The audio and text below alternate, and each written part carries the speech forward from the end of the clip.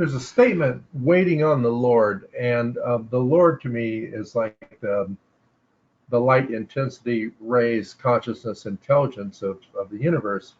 And so while I'm waiting, and Kay was and I was playing with the light here to try and get the lighting more appropriate. um, I'm just waiting. I've got your list in front of me, um, but I do by not doing anymore. And I've talked about it in matrix energetics, but we've already started. Let me just, there. Um,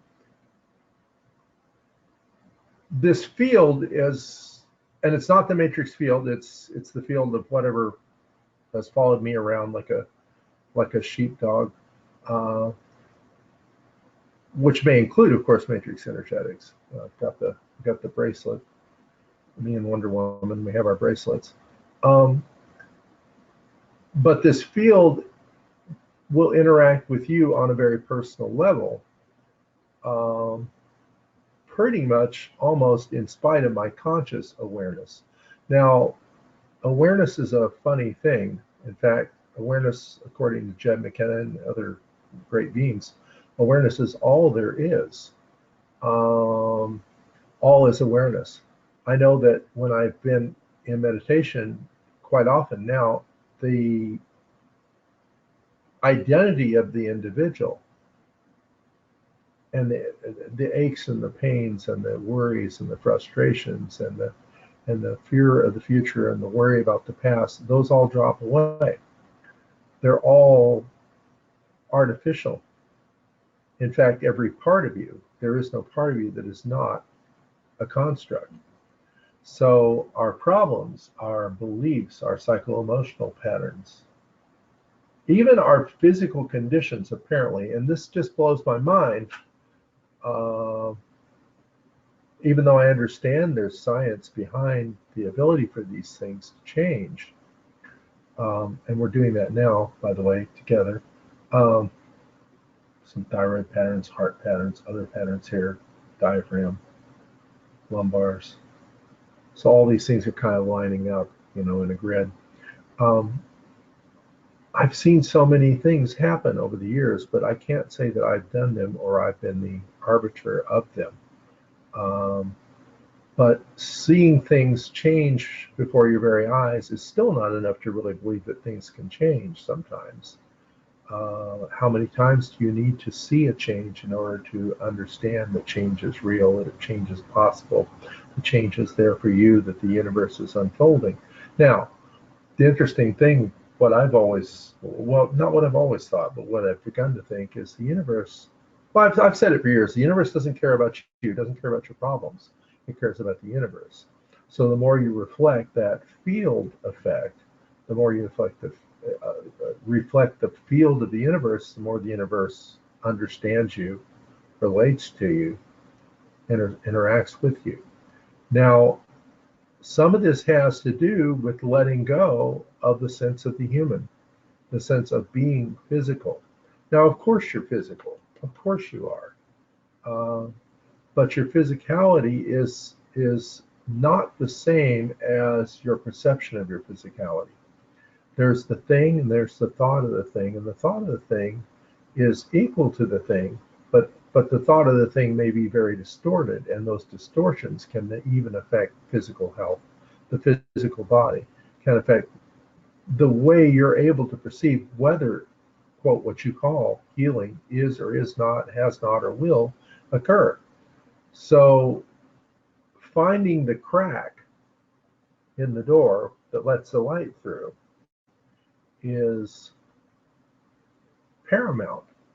But trying to find it's elusive. It's like Krishna playing the flute behind the trees with the little dancing with the maidens, the devotees looking for Krishna, but Krishna can't be found.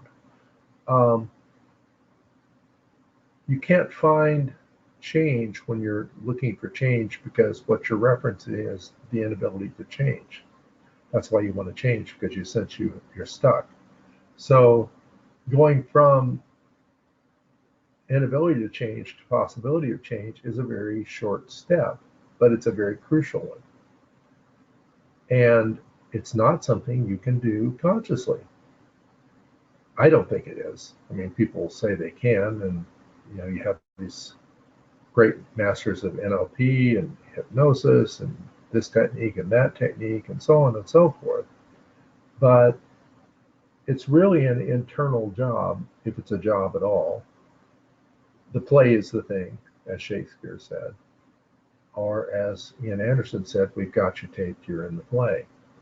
So there's a play and an interspersing of patterns, and our perceptions and our beliefs around those patterns are the very constructs that keep us locked into the state of observing the inability to change. Something like this GTT can release your ability to change because, well, you think I'm doing something, or you think the universe is, and maybe that is so. But you're not abdicating your personal responsibility. You're merely amplifying an extension of possibility through a greater field than what you personally believe is you. Now, the interesting thing about that, the words personally believe is you are this field because there is nothing else. There is only the field of consciousness. There is only awareness. Everything else is, it's a participatory illusion, although, as Einstein said, a very persistent one. And I've had to realize this, kicking and screaming, because people would have all sorts of conditions that change overnight sometimes when we interact with them. I'm looking at this list again as we're working. We're working in some brain areas right now and some areas, some blood sugar imbalances, also into the intuition portions of the program, which are strong. The way to become more intuitive is to stop worrying about being intuitive. That's a funny thing too.